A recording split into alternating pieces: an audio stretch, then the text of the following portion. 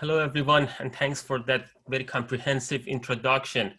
So before I begin, I just want to say a disclaimer that I'm not here to say how the future of mathematical modeling will or should look like, but it's something, of course, that has occupied my mind for some time. And when I received this invite to give this talk, I thought I would use this opportunity to motivate a discussion on this important endeavor and see what I can learn from it.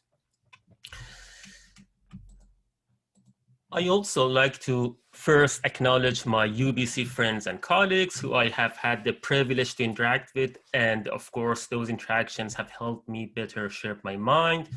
Amelia's work in particular on bridging experimental hydrology and computational hydrology has been inspiring. As you might know, these two have been done in different camps in isolation historically, and it's important to bring them together. I mean, experimental hydrologists and computational hydrologists, so they can learn from each other. And that's what Ali is doing. And you might know that Ali was with us for a few years in Saskatchewan, and eventually we lost him to UBC. So just to let you know, you have a mole here. And Stephen Weiss works on information theory.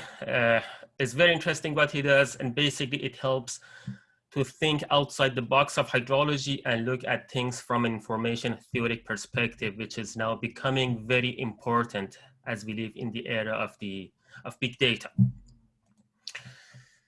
So who I am, so of course you've just heard the introduction, and you are basically encouraged to look at the Global Institute for Water Security, basically the institute that we established about 10 years ago in Saskatchewan. And there is a lot going on there. And I have my own lab in the institute called Watershed Systems Analysis and Modeling Lab. Of course, there's a website, you could check out our work. And this is the web page of the project that Steve mentioned, Integrated Modeling Program for Canada, or IMPC, that brings together really people from many different disciplines, all focused on modeling, both quantitative aspects and qualitative aspects.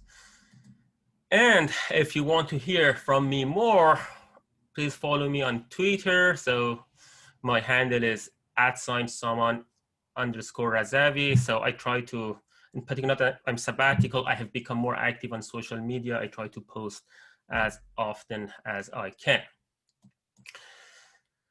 So let's get to the business. I like to begin with quotes from two of my influences. This is Andrea Saltelli, an applied mathematician and a modeler in environmental sciences. In a recent paper, actually it's not that recent anymore, for 2014, he builds on the famous aphorism attributed to George Box, the famous statistician, that all models are wrong, but some are useful, and discusses some recent attacks to science and wonders if there is a collapse of trust in the scientific enterprise and in its social and institutional role, as there is strong evidence that there is mistrust now in some of our modeling results and predictions, for example, in climate change and its impact, or in gas fracking, carbon sequestration, and now perhaps COVID-19 kind of modeling and simulations. And he continues that probably we as modelers can do a better job. But of course, we know that there is a large, profound uncertainty around our predictions. So we should do something about it to probably to better handle it and to better communicate it. Of course, we've known that for long, and over the years, we've been trying to improve realism in our models by adding more processes to the mix to be simulated by better representation of heterogeneity. And basically by doing these, we've been adding more parameters and more complexity to the models. Naomi Oreskes, the science historian out of Harvard, has a point about this, something she refers to as the complexity paradox. Yes, a complex model may be more realistic, yet ironically, as we add more factors to a model, the certainty of its predictions may decrease, even as our intuitive faith in the model increases. And you know, as you think about it, it kind of makes sense, her argument. By more complexity, you're expanding the boundaries of the open system that you're trying to simulate. You add more degrees of freedom to the model. And each new factor that you add has its own uncertainty, and they may be interacting in a complex, highly nonlinear way. And then, yes, as a result, you may have more uncertainty in the predictions of that model. So is she right? I will leave it there. So let's step back and review some of the fundamentals. What do we call a model, and how do we do modeling in general? As scientists, we observe real-world natural systems, in my case, watersheds, and try to understand how the different things in it work and how they are connected. These things include landscapes, rivers, lakes, vegetation, soils, etc. And by looking at these, we try to understand all the processes involved in the journey of drops of rain falling on the land surface in the headwaters to become runoff and stream flows that we get in rivers. As you might tell, watershed systems are highly complex, infinite dimensional, meaning they involve a countless number of things, some of which are unknown and are yet to be discovered. Then, based on this understanding, we develop a model of the watershed system, which is a simplified representation of the system, providing a finite dimensional approximation of that infinite dimensional real system that enables an acceptably accurate simulation of what is going on in the watershed. So with that definition, then the follow-up question is why models are useful. So I would argue that for three purposes: diagnostic learning, forecasting and prediction, and scenario analysis. And this is the way that I see it, and others may not necessarily agree. So the first one tries to simulate the past behavior of the watershed and answer why the watershed behaves as it does. So this is good for learning about the water systems and to diagnose why things have happened in the past in the way that they've happened. The second one looks into the future and tries to predict what will happen. So this is good for flood and drought warning and management of risk and vulnerabilities. And the third one takes a what-if view of the future and tries to answer how the watershed might respond under new or altered conditions, like climate change. So this is good for long-term planning and management, climate change adaptation, and so on. So my research work tries to address all these three purposes that I just outlined. So we develop complex models to do so. We look at a wide range of ground-based data explaining topography, river network, land cover, sub-basin delineation, soil type, meteorological variables such as precipitation, temperature, and so on.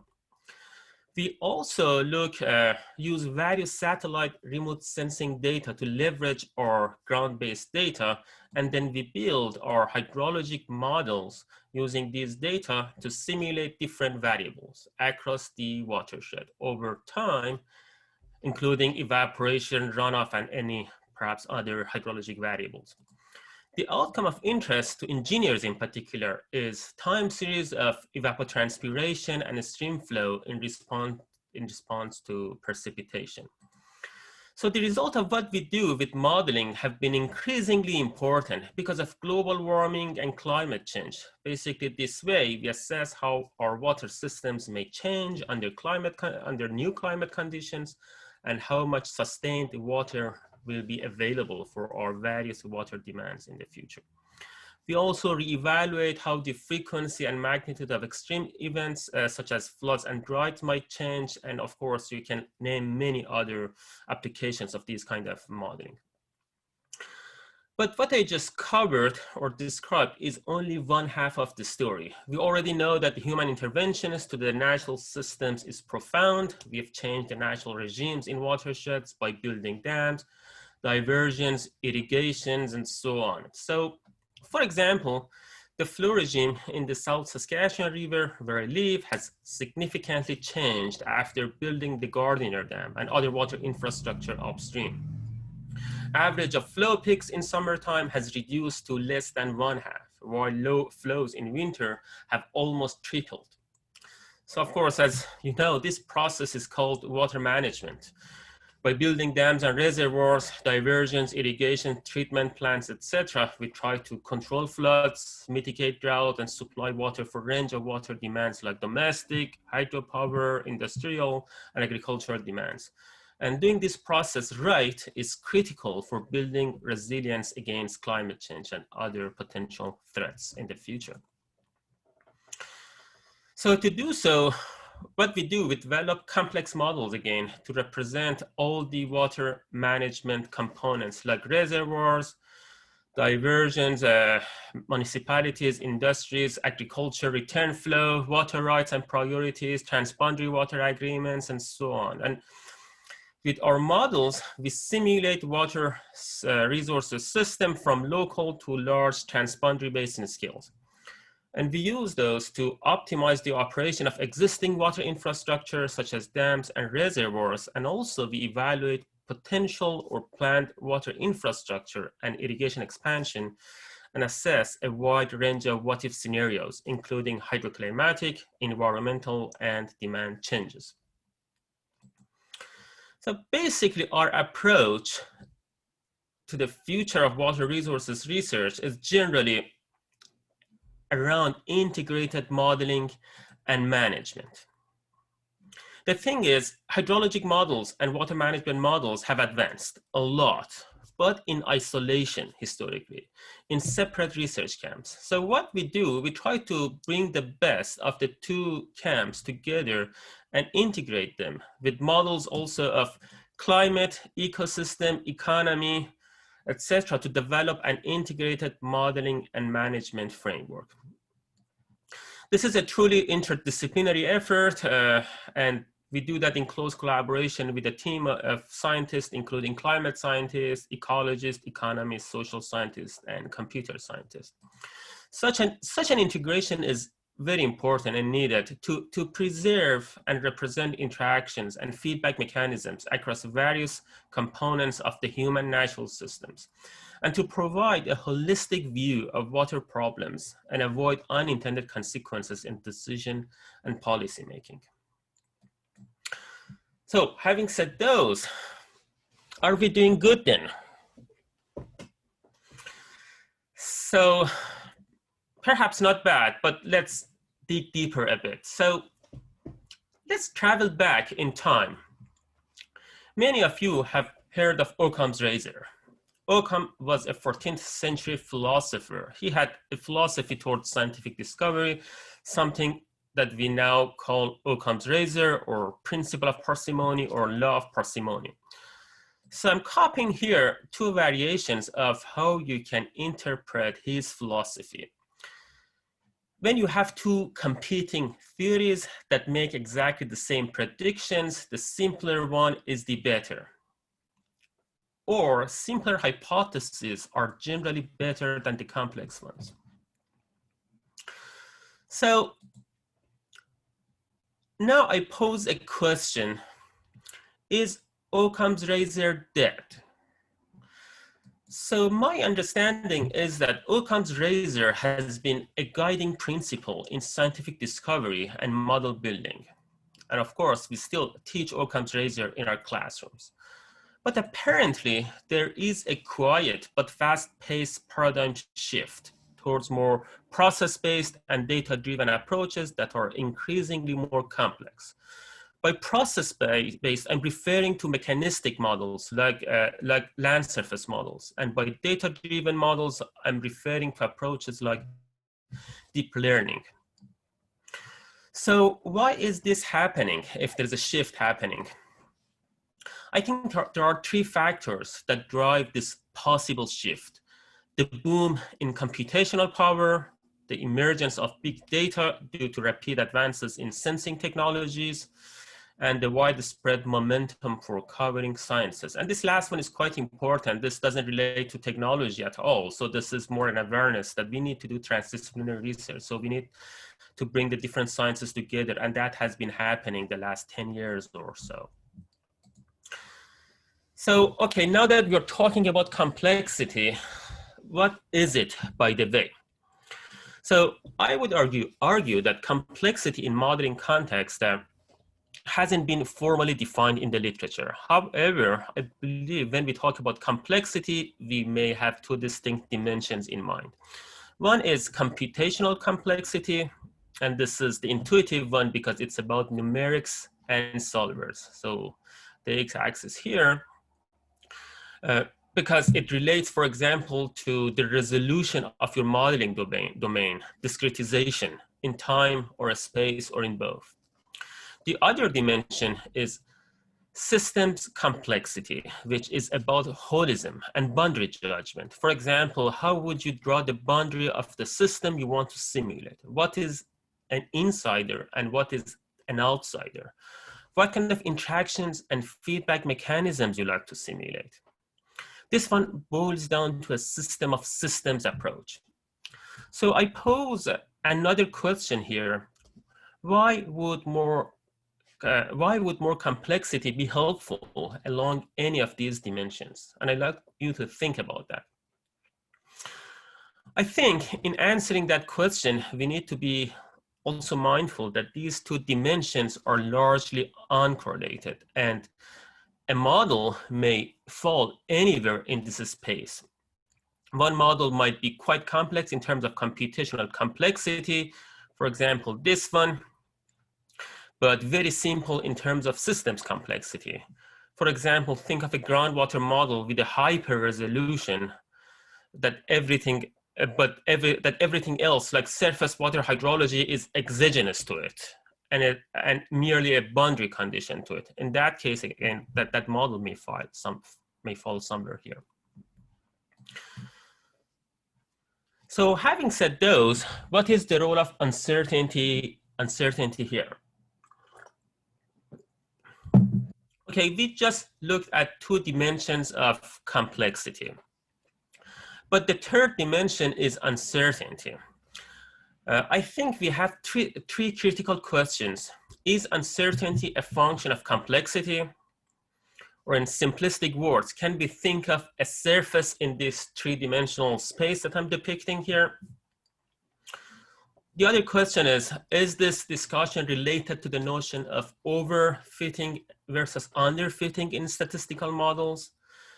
Basically, do we have such a thing in mathematical or mechanistic modeling? And if so, how exactly? And is there, the last one, is there anything like the optimal level of complexity? And you see that a lot in the literature. Coming up with the optimal level of complexity has been a topic of research, but is there really a unique level that we could call optimal? And optimal in what sense? Of course, these questions are not any new. Let's look at some fundamentals. Many of you might be familiar with the conjecture of ONeill, and it has been extensively discussed in the literature in different variations. So basically, there is a hypothesis here that can be depicted in a 2D graph, as I'm showing, model error versus model complexity. Look at the blue curve first. By adding more complexity, we generally believe that we are reducing model incompleteness error. And I would say that's intuitive.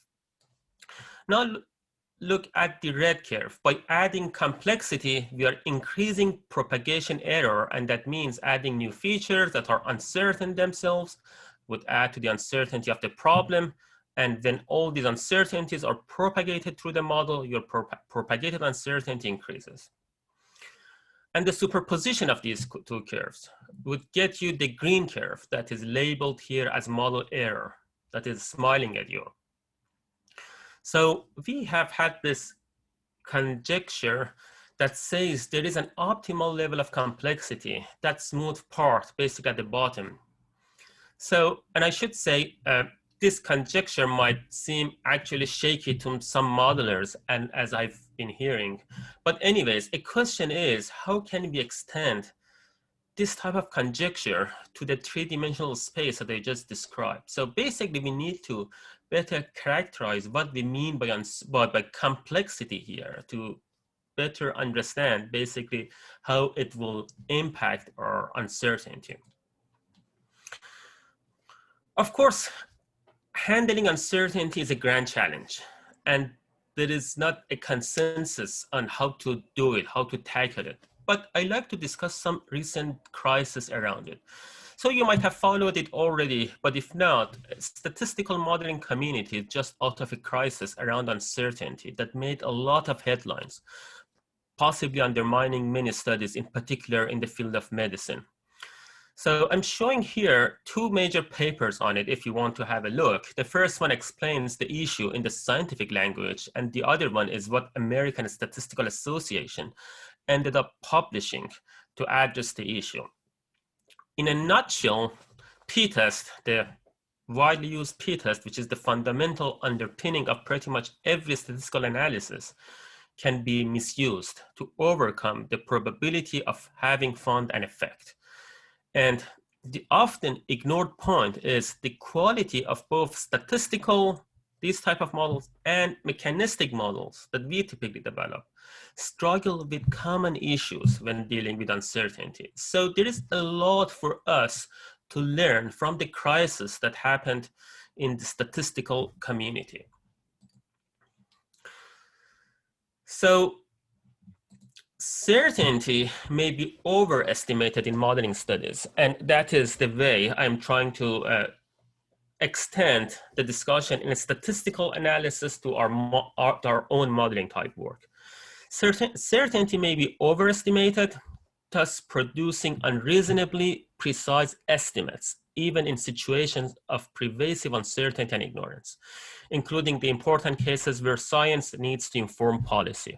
And the very good example now is the COVID-19 simulations, where basically the uncertainty is profound, very deep. And you want to make a decision as a policymaker, but modeling results are nearly not that helpful. And when you look at our literature, you may find the following two cases. So this is my understanding of the literature, modeling studies, in particular around hydrology. So some studies have some level of uncertainty quantification through standard forward or inverse uncertainty quantification, just on some select variables. So basically, subjectively, people choose a few variables to perturb and see the impact on some target variable. So you see that, and people come up with some uncertainty band, and you don't know how reliable those uncertainty bands or credible are, very much related to what's happening in the statistical community. Or much worse, you can find many studies absolutely with absolutely no characterization of uncertainty. And when you talk to those people who generate those results, they have an excuse that's common. Oh, our models are too computation intensive. We cannot perturb anything, or we cannot rerun the model under a different scenario. So this is what it is. This is the simulation. Trust it. And so in that sense, adding more complexity is almost synonymous to ignoring uncertainty. And you know what, I should say this, that many studies that typically get published in non-disciplinary journals or called high-impact journals like Nature and Science suffer from these kind of issues. Sometimes kind of papers that perhaps ignore uncertainty in their predictions or estimates can get easily published in those type of journals, but perhaps not easily in our disciplinary journals. And people come up, for example, ice sheet melt have contributed 0.5 meter to, for example, sea level rise. What is the uncertainty around your estimate? I don't know, but this is my modeling result. And you can find a lot of those type of examples in the literature. So is any of what I'm saying new? Of course not. It's an old refrain in mathematical modeling that since models are often over-parameterized, they can be made to conclude anything we choose. So I'm showing here the seminal work of Hornberg and Speer in 1981 that built the foundation for a lot of modeling studies and also for sensitivity analysis of environmental models. And even back then, quite interestingly, even with that kind of generation of computer models, they said this constraint immediately leads to the result that most simulations Most simulation models will be complex with many parameters, state variables, and nonlinear relations. Under the best circumstances, such models have many degrees of freedom and can be made to produce virtually any desired behavior, often with both possible or plausible structure and parameter values. So quite interestingly, 40 years down the road, we still struggle with the exact same question or problem. So what? I guess what I'd like to finish with is that sensitivity analysis can help. If you're not familiar with it, what is it? Was it a sensitivity analysis? A quick overview. In most general sense, sensitivity analysis is the study of how the output of a system are influenced or related to its input. And inputs of interest may include model parameters, forcing variables, boundary conditions, initial conditions, choices of model structural configurations, assumptions, constraints, and so on. Basically, it could be anything. And the output may include any functions of model responses, including those that vary over spatiotemporal domain, like stream flow, like evapotranspiration, whatever, or an error function in model calibration. And of course, this has been something that occupied me a lot in the last 7 years. It has been my area of research and interest, and I have invested on it basically a lot. So we developed a new framework based on a fresh look at variography for sensitivity analysis called variogram analysis of response surfaces, or VARS, and it basically derives anisotropic variograms and covariograms for a modeling study. And based on those, it provides insight on what is controlling what in our models and how it's controlling that. So our argument is VARS is the most comprehensive framework to date, and it bridges the pre-existing approaches for this purpose, and it's also highly computationally efficient. So this work has evolved to a package with many features that can be downloaded from the website that I'm showing here on screen, with a user base that is growing now in more than 50 countries. So getting into the details of this is well beyond this talk, and it requires at least a one-day workshop. And of course, I would be happy to do it here if there was enough interest.